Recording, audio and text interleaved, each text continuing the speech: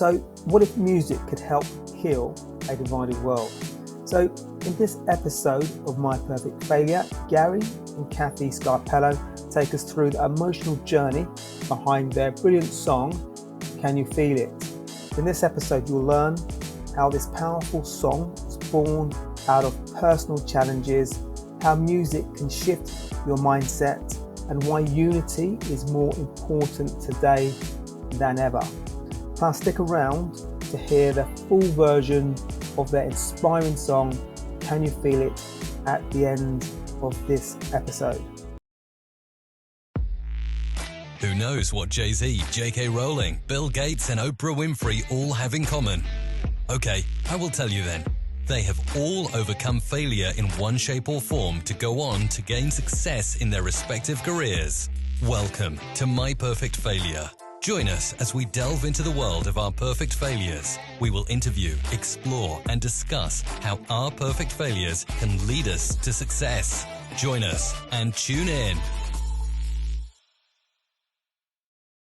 Welcome everybody to another episode of My Perfect Failure. Today, I am super excited because we have two amazing guests for you today. So not one, we've got two amazing guests for you today. So joining us today, we have Gary Scarpello, a musician who has played in coffee houses, colleges, rock clubs, bars, and other venues in the US, I presume, possibly overseas as well, but we'll get clarity when we get into our conversation on that. He co-produced and mixed the album Swords into Plowshares, Songs of Freedom and Struggle, featuring Peter Seeger and Tom Paxton.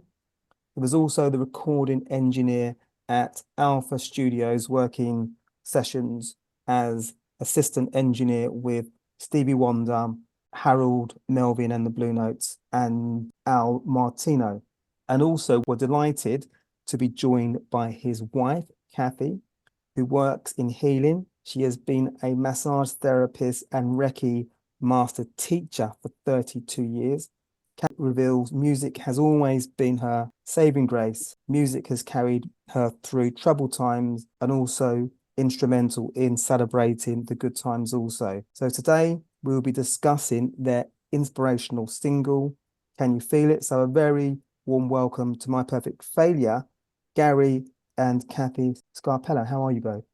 Pretty good. Good. Thank you for having us. Excellent. So I'm delighted to be joined by two wonderful guests today. Invariably, probably about 90% of the time I have one guest. So it's always nice when I've got more people at the party. So Double the fun. Exactly, double the fun. And obviously a shout out to Edie Weinstein, who is the connector. Yes. She's A friend of ours. Yeah, and I was saying to Cathy that when I started the podcast, she was one of the first people I reached out to. So I was delighted that she said yes. We had an amazing conversation, and 5 years on, we still, connect. And she's introduced me to you guys. So thank you very much, Edie, if you're listening. Yes. Okay, so really keen to have a conversation with you today, particularly about your song. Mm-hmm. Can You Feel It? So one of my favorite records ever is Can You Feel It? So your Can You Feel It is wonderful, but Can You Feel It by Michael Jackson is one of my favorite records ever. So when I listened to your record, I was like, you got a lot to live up to, but you do. And actually, thank you. Interestingly, Can You Feel It is a Michael Jackson's version of Can You Feel It, very positive, really positive. And yours is as well. And actually yours is a juncture in history where we really need this record, and we really need the motives that underpin the record, which we're going to talk about in a second. But what I was keen to do initially is to, particularly you, Gary, you've got this really rich music, I guess, influence in your career, things that you've done today. So I was keen to capture, where does that come from? Well, my father played mouth harp or harmonica. Played it by ear, grew up. My grandmother, my father's mother, played piano by ear, and she'd play all the Italian songs and at all the parties and stuff for families and things. My father would play the harmonica all the time. Every day he'd come home from work, he'd be playing harmonica. In World War II, he played harmonica for the troops as they were floating over to Europe and back home after the war. So it's just a part of life. I mean, every time I walk into my house, there's either a record player playing or somebody actually playing a musical instrument. So that's my foundation, and it's all about me and around me. So I played guitar starting, in high school, actually before then, and coffee houses and local things and rock bands and all kinds of combinations of things and different genres of music. And yeah, so. And was it pretty inevitable that music was going to figure strongly in your life based on, your parents, your background? Was there never any doubt music was going to be there for you? Never. The only thing keeps me on the planet really is playing my guitar, and it sees me through all kinds of things, and it just can't, as they say, don't leave home without it. I can't leave without my guitar. And so I'm so jealous because I don't play any instruments, and I admire musicians just so much that they can just pick up you can be a musician, a vocalist, but people that can do something instrumentally. I was at my cousin's recently, and my cousin's husband's bought kids a drum set, and they were away, and I was just like, I had a quick go, but clearly there was no, I didn't know what I was doing essentially. But I admire people that can just pick up an instrument and just create magic.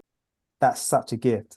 So just in relation to music, so you've learned to play these instruments, learned to play the guitar, but did you become aware of how music impacted your emotions, depending on how you were feeling, or maybe how it could change an emotion? If you were feeling maybe a little bit down, that maybe you could do something with a guitar or whatever instrument that you had at the time, and it could change your mood. Yes, it can, without a doubt. And whenever I was stressed or down and out, the music would bring me back up again. When I'm feeling really happy and express it with music and stuff. And it just permeates everything I do. It just part of everything. Yeah. Okay. Lovely. And so I have to mention this. I did read out in your bio, but you were the assistant engineer with Stevie Wonder and Harold Melvin and the Blue Notes and Yes. Al Martino. So please tell me a little bit about that, because they're obviously titans of the music industry. Yeah. Well, Stevie was just wonderful. He came in and real nice guy. I mean, ultra nice. And I was setting up the microphones around him, and there was a production crew coming in for a filming of that session, the recording session that we were doing as a part of his one of his albums, Songs in the Key of Life.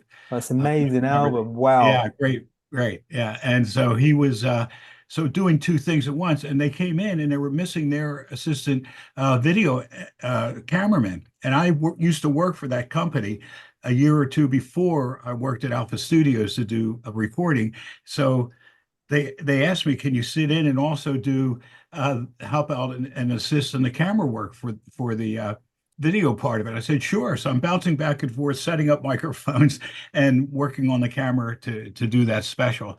That was really neat. And he was just a joy. I mean, a real joy. Just a real nice guy. So this is before the pandemic, but oh yeah. Well, so I went to Hyde Park, and it was, I forget what festival it was, but it was Hyde Park. They had loads of amazing musicians performing on that particular day. And right at the end of the day, and the thing is, they were obviously, Stevie Wonder's a titan, so he was always going to be the main draw. But it was a fabulous selection of artists they had that particular day. And right at the end of the day, what was amazing about this, which I will always remember, Stevie Wonder performed, and everybody stayed, and everybody was was just loving it, having an amazing time. But as I looked in front of me, behind me, right and left, you just had every generation you could think of enjoying his music. So it wasn't people of one generation, of his generation. It was every generation was literally immersed in his music. And there are a few people that can do that, but not that many people that can really engage like a generation. They're generational. Yeah, very true. Yeah, it was really funny because when he was leaving, going back to his car or limo, one of the, I guess you could, managers or whatever said to me after the whole session from beginning, you've had a smile on your face the moment we walked in here all the way through. And I said, yeah, I mean, this is such a thrill for me. I got to tell you, this is just so great. But it is. He's very infectious and engaging, real nice. So was this in the 70s then? Because Songs in the Oh, Key of... yes. Okay. Yes. Yeah. Because that's a phenomenal album. Yes. That's a It phenomenal really was. album. And Yes. was it pressurized to be, because I guess at that time, did you know it was going to be as big as it was? Because it was a... Oh, no. Yeah. It had already been out. Okay. And they were coming in with this kind of doing some sort of him doing a medley of these songs. Okay. And at the keyboards, and then having the film crew film them as well. It had already been out. And so it was, and of course, he made the transition from Little Stevie by Yeah. that with Superstition and those records and stuff, Yeah. and that Songs in the Key of Life. He was well on his way of that whole new transition. Yeah. So that's even more pressure because it had already been out. Yeah. And you've got to kind of, everything has to be on point because it's Stevie Wonder, it's Songs in the Key of Life. So Yeah. wow, I can imagine that would have been... But he was so relaxed. I mean, I Really? can tell he was relaxed. He is very calm, just very cool. It Yeah. was not a big deal. And, I was helping him out with the microphones, making sure he can get to the mic. Obviously he couldn't see it, but he had to feel where it was and that sort of stuff. And he was just took everything in stride. He was real nice. I mean, really nice and really relaxed. He felt calm around what was Yeah. going on. It was not a pressure cooker. We were frantic Yeah, I can because imagine. Stevie Wonder, Yeah. we want to do it right. But, he was cool. Wonderful. Okay, so last question on this particular area, then I'm keen to delve into Cathy's relationship with music. So Alpha Mhm. Studio. So for the uninitiated, is Alpha Studios, was that a big studio back in the day? In Philadelphia, yes, it was one of two really big studios, and Sigma Sound was the other major studio in Philadelphia. There were some important gigs that came out of that, like who was the guy, the piano player from New York, Piano Billy Man. Joel. Billy Billy Joel. Joel. He did a concert out of Sigma Sound and the Burrito Brothers and all kinds of really neat stuff out of Sigma Sound. But the other one was Alpha Studios, and they were big. The Stones did some recording there on Love You Live album and so all kinds of stuff. So it's a big deal. Yeah. Philadelphia has a few studios, not like New York, where all the money's in New York, but Philly had those two sounds. Of course, the sound of Philadelphia was hot at that time. David Bowie was in there with Fame, and Young Americans and all of that was coming out of Sigma Sound Studios in Philly. So that whole Philly sound was Patti LaBelle and all that was happening in Philly. Okay. And Philadelphia has a rich music history. There's loads of musicians today that maybe my sort of generation that I guess they're influenced by your generation and they make wonderful music. Yeah. Philadelphia, to me, is a reasonably significant bedrock of musical talents. Yeah, absolutely. We had, I think rock and roll really started in Philadelphia with Rock Around the Clock and all of those things. We're sort of chagrined that it's in Cleveland, the Hall of Fame. Why is it not in Philadelphia? But it is what it is. That'll be our next podcast. Right. Straighten out that mess. We'll get to the bottom of that. Maybe we'll get someone from Cleveland on as well, and then there you go. And then we can debate it. So we'll cover that later. We'll organise Cool. that. Cathy, so you've obviously have a passion for music. Where did your passion for music come from? Well, I should wear one of those shirts that says "Warning may spontaneously break into song." I love that. Because I sing all the time. My father was a singer. He was a paid boy soprano in the 1920s in Waterbury, Connecticut. He'd make the rounds to the different churches and be the soprano. When he was 5 years old, and he had a range of 3 octaves, and he sang in choirs and all kinds of things. And I've always been someone who sings. And I played guitar in high school a little bit. I've studied harp a little bit. I have 3 harps, and I don't get to play them as much as I'd like. But music is magic to me. Music has the power to reach into your heart and lift you up. And sometimes there's other little magic that happens around music too. Like one time before I met Gary, I had suffered a loss and I made myself a nice dinner and I had one of those CD changers with 5 CDs in it.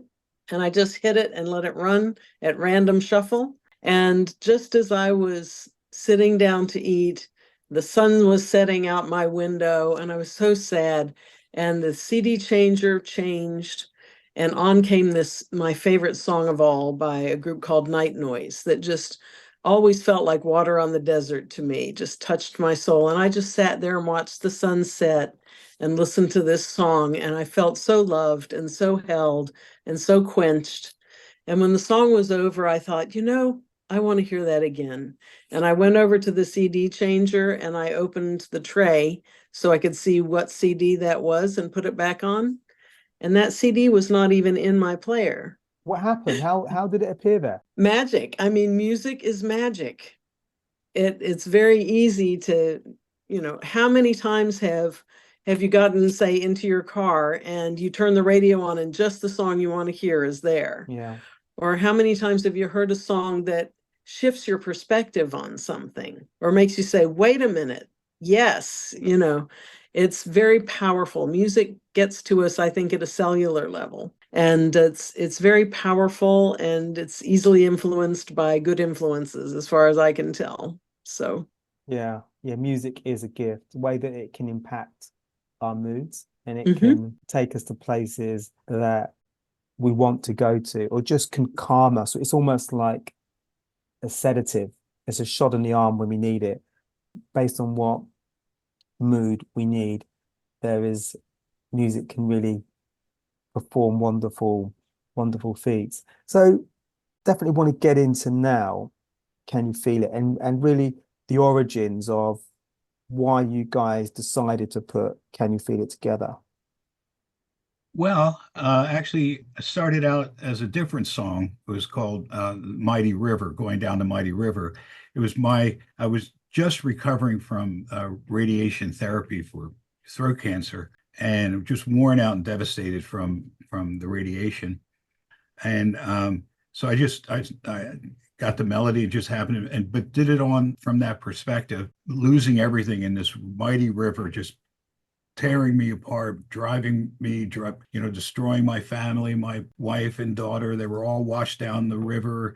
I was being washed down the river and going through all that. And Cathy said, I like the song.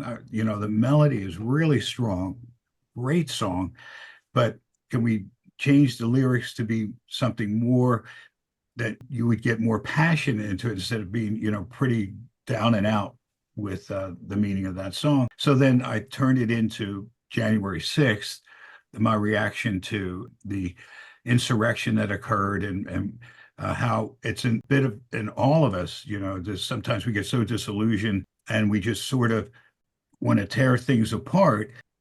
But if we can grab ourselves and just pull ourselves back, to do things in a more constructive way, more things will get done. I'm thinking about going to, living up through the Vietnam War. We protested the Vietnam War back then, but we didn't do it by destroying the government. Now, the Weather Underground, of course, was nuts. If anybody knows the history in the 60s, Weather Underground, they're blowing up buildings. But the rest of us were really trying to find solutions. What's wrong in Vietnam? What are we doing wrong here? And at least try to learn from an experience that's going on there so we can improve our relations around the world and stop all the shenanigans. But here, what Trump was doing was just tear it down. For what purpose? To keep him in power, telling lies, using those lies to gin people up, get them all excited, get these guys rabble-rousing all over the place, coming to D.C. with guns and all kinds of stuff, and just taking over and beating the hell out of cops and stuff in the Capitol grounds. For what purpose? Nothing other than to keep him in power. Totally different mindset from where we were in the 60s in our revolution, what we were trying to do to find solutions and get a better world for the betterment of the world, not to aggrandize us to what we were doing, but let's get a better world. And it's just a whole different mindset. And that darkness, it just permeates 50% of the voting population in the United States, believe it or not, voted for this guy. So, I mean, there's a definite sickness going on that we just wanted to address, you know?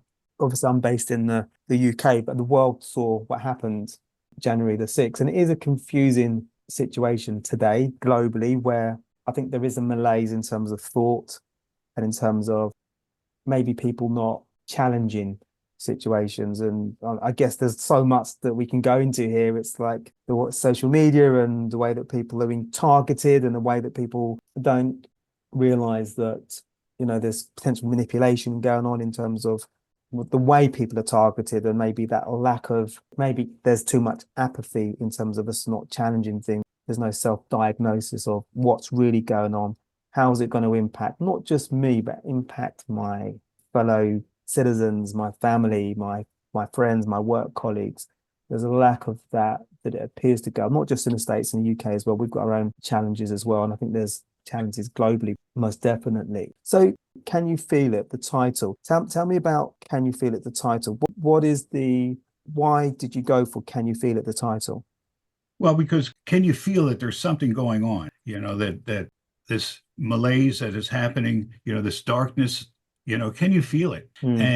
And then it turns to, can you feel the positiveness thing? If we go in a different direction, you can see the song changes from, you know, saying what's going on, attacking the people's house and things like that, to getting a better way, you know, do things with love and that sort of thing. So can you feel that? Can you feel that there's an optimism that we can draw on and take with us to move us along as a society, in our politics, you know? Okay. Yeah, that totally makes sense. But that's half the title. The title is Can You Feel Us? Feel it, come and heal us. So going to a spiritual source, can you feel this and heal us? You know, what's going on here? This darkness and great spirit, or whatever you want to call it is, you know, can we call on that spirit to heal what's going on in everybody's minds? Can we move to a different, higher level? And it's a song for, you know, the soul of America. You know, this fundamental division that's happening here. We can destroy our republic, or we can keep the republic. You know, as Ben Franklin said, the founding in Philadelphia, people asked him, Mr. Franklin, did we create a republic? And Franklin said, yes, if we can keep it. And it's up to us. Every generation has to make a decision.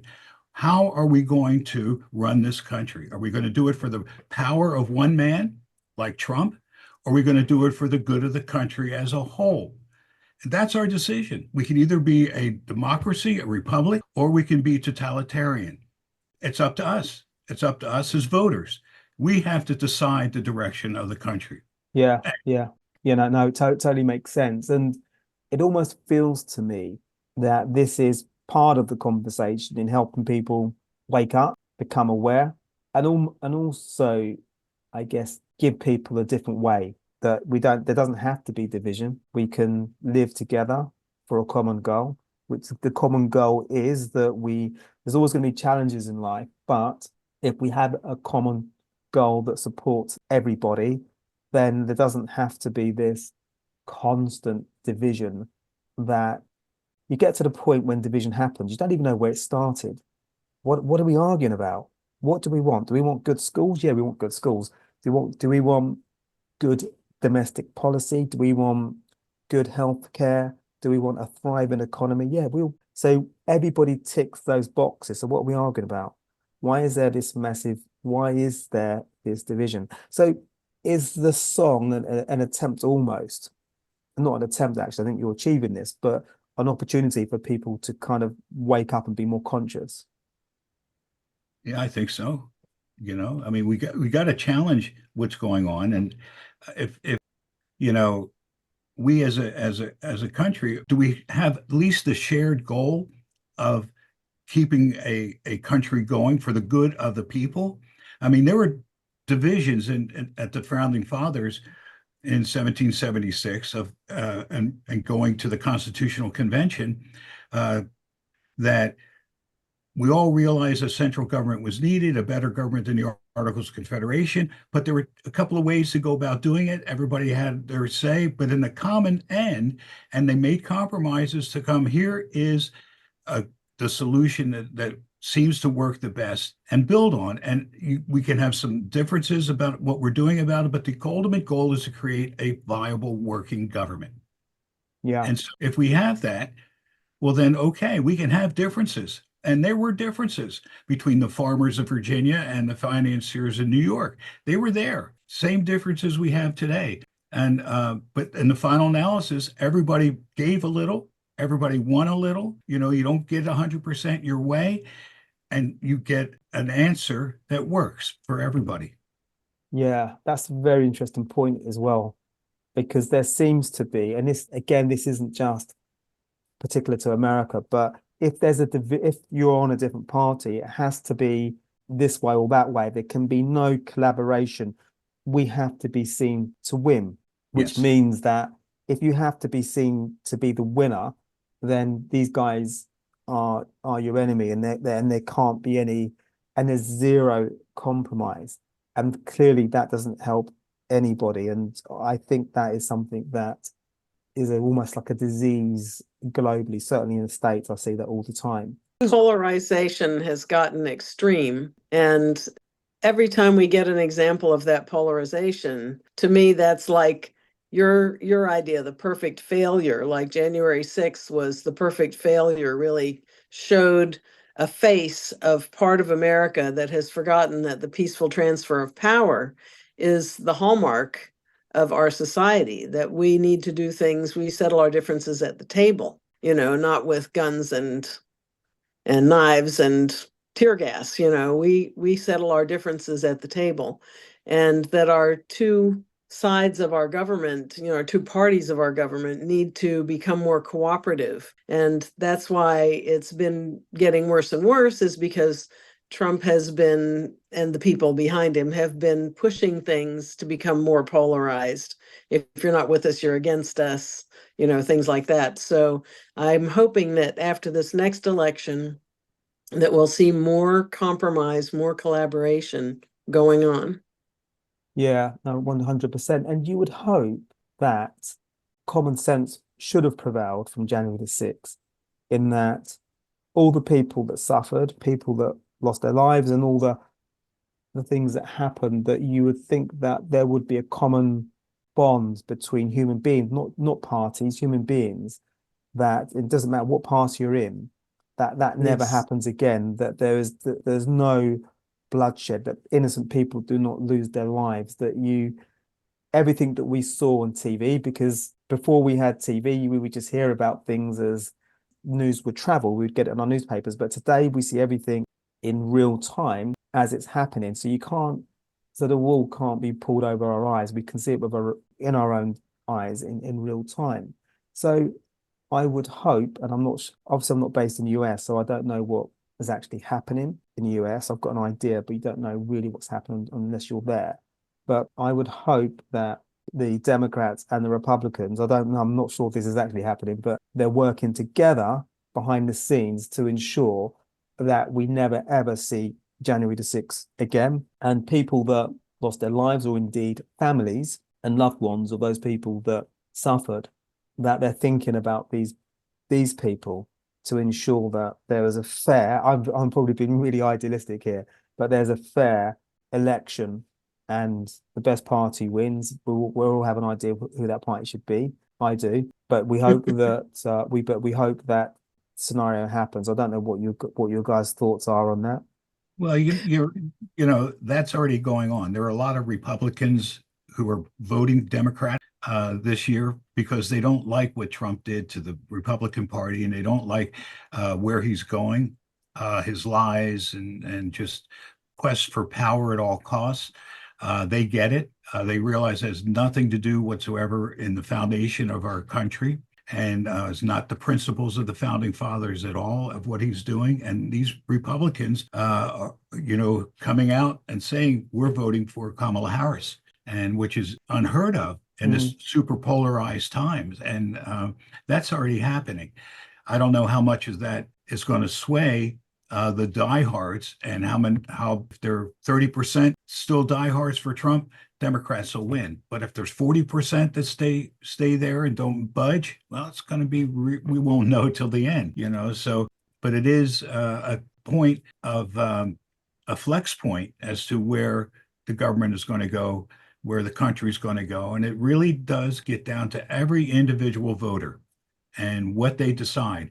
The decision is to either keep our republic or throw it away. Yeah. Because the Supreme Court is now, I don't know if you've been following the American Supreme Court.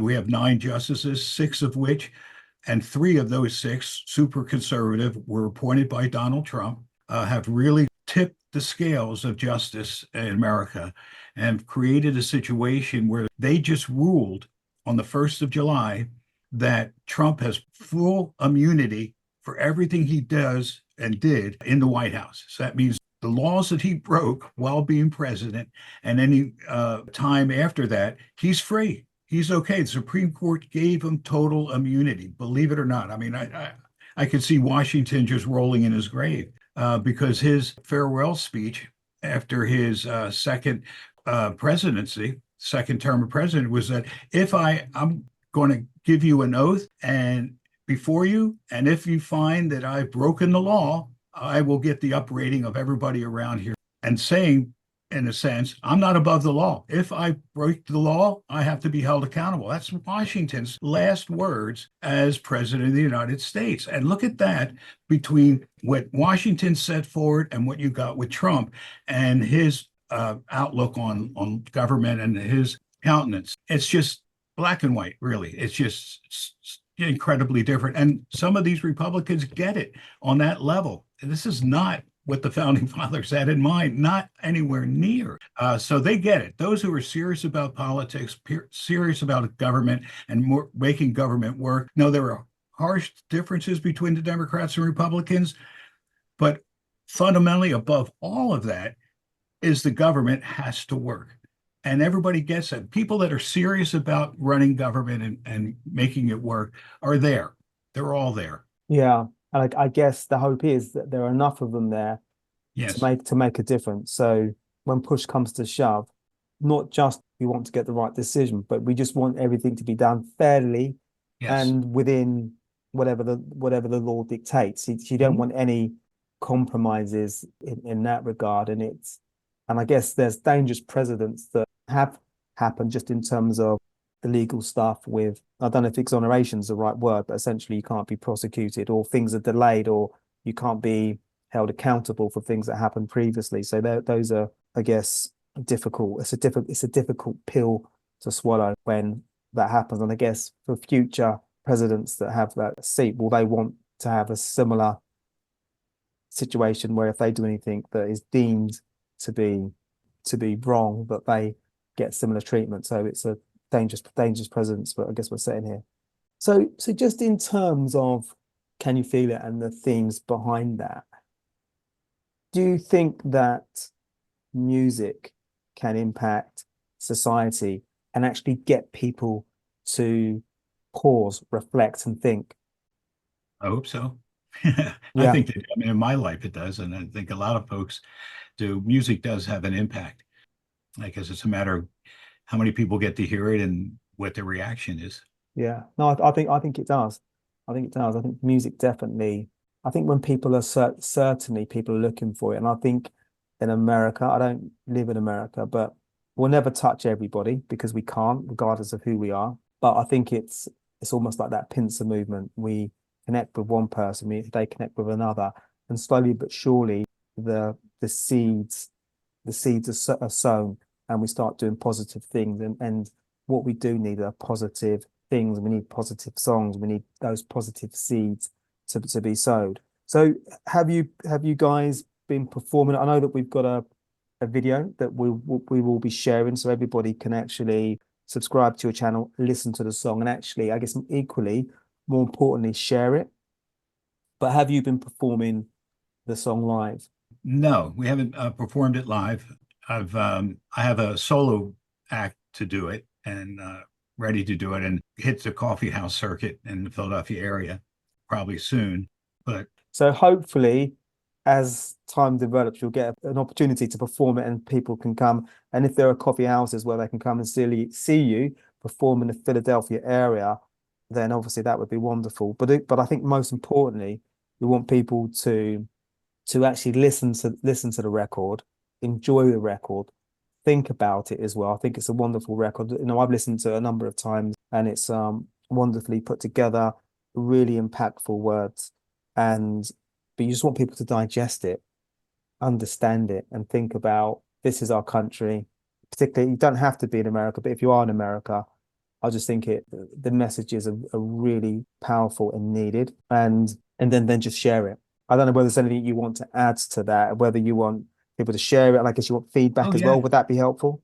Sure. People want to cover the song. They want to record it themselves or learn the song and work it into their act. That's okay with me. For political parties that are campaigning, if they want a song to help them in fundraising and sing-alongs, because it has a singable chorus, people can sing along to it and stuff, and get people really engaged that way, singing as loud as they can, just like in the old days of protest music and stuff, and just get into it. Yeah. Where it'd be not quite good, be amazing to be formed are at some of the rallies. It'd be incredibly to be formed at some of the rallies because of the message. And actually, I just think, I think it's almost across parties. This might not be your plan for it, but I think the message is the most important thing. The message is about peace, it's about relationships, it's about waking up. And I think that everybody who's got the right mind, would want that. It's a real call to unity, That's it. Yes. That's we don't need another Trump presidency where the presidency is used for entertainment and disruption purposes. We don't need that. We need to come together and rise up and, really stick by what America was founded for. Yeah, absolutely. Well, a call for unity is definitely what we need in America. We need that in the UK. We need that globally. So I'm definitely an advocate and a supporter of a call for unity. Okay, so what I'm going to do, I've got the links that you've kindly shared with me. We'll put the links in the show notes. And also, Gary's all kindly sent me a link to your website. So we're going to put that in the show notes as well. Good. Okay. And so for people that want to learn more about the song or you, Gary, just in terms of music, is there anything you'd like to share with them? So if anybody wants to reach out to you. Well, if they go to GaryScarpelloMusic.com, that has contact information, the song both on iTunes and Apple Music as a song, and then the video on YouTube. All those links are on the website. The lyrics are on the website of the song, and background history on who I am and all that sort of stuff. Okay, wonderful. I did actually have more than a few weeks ago, but we published it a few weeks ago, Senator Marty Flynn, on the podcast. So yeah, definitely I could share it with him. Okay, so getting towards the end now. So there is a recurring question we have at the end of every episode of My Perfect Failure. And we're going to go with ladies first. So the recurring question is, Cathy, so if you could invite 3 inspirational people for dinner, they can be alive or past, who would you invite? Oh, I would love to see George Harrison, Eric Idle, and Gary together. That would be a dinner party to be at. Oh, that would be amazing. Lovely. So Gary, would you like to attend that one? Okay. Well, the 3 people I have in my dinner, and thank you, Cathy. You're welcome. Would be Dick Cavett. I don't know if you know who Dick Cavett is in England. No, I don't. Okay. John Lennon, you probably know. Yeah, John, I know. Okay. And Elizabeth Warren, she's a senator from Massachusetts, a really dynamic person. She ran for president, but Joe Biden won the last time. Those 3 would be really dynamic because it does both the musical thing as well as the political thing with Elizabeth, and Dick Cavett is just extremely funny. Yeah. So the first one, who was the first one you mentioned? Dick Cavett? Dick Cavett. And who's this individual? He was he had his own television show, a talk show, like kind of Johnny Carson. I don't know if you know Johnny Carson. Yeah, Johnny Carson. Okay, so Dick Cavett was on a different network.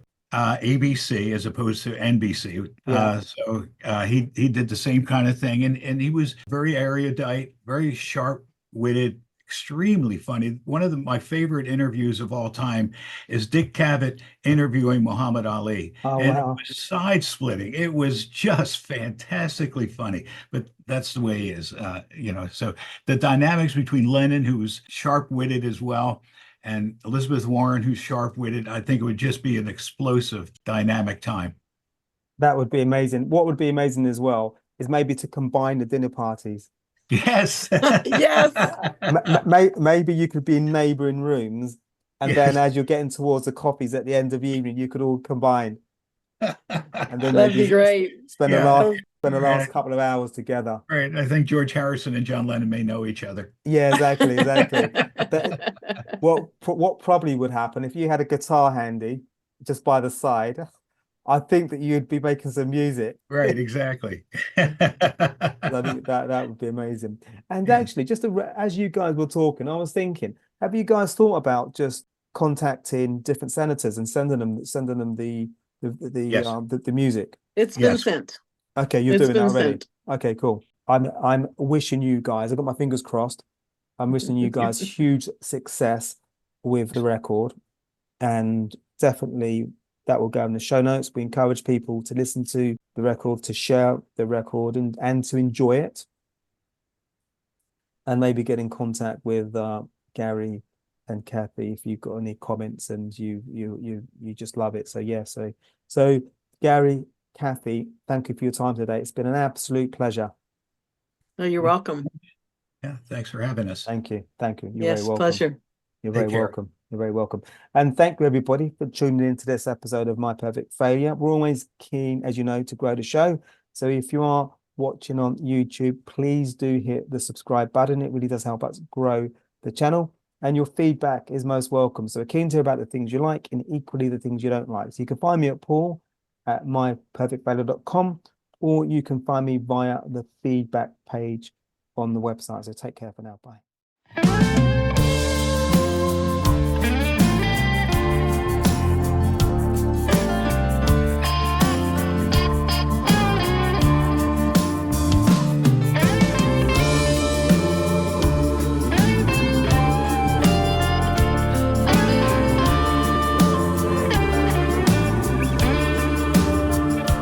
Can you feel it? Can you feel it, Lord? Can you feel it? Oh Lord, there's a darkness in this land wants to tear our soul apart.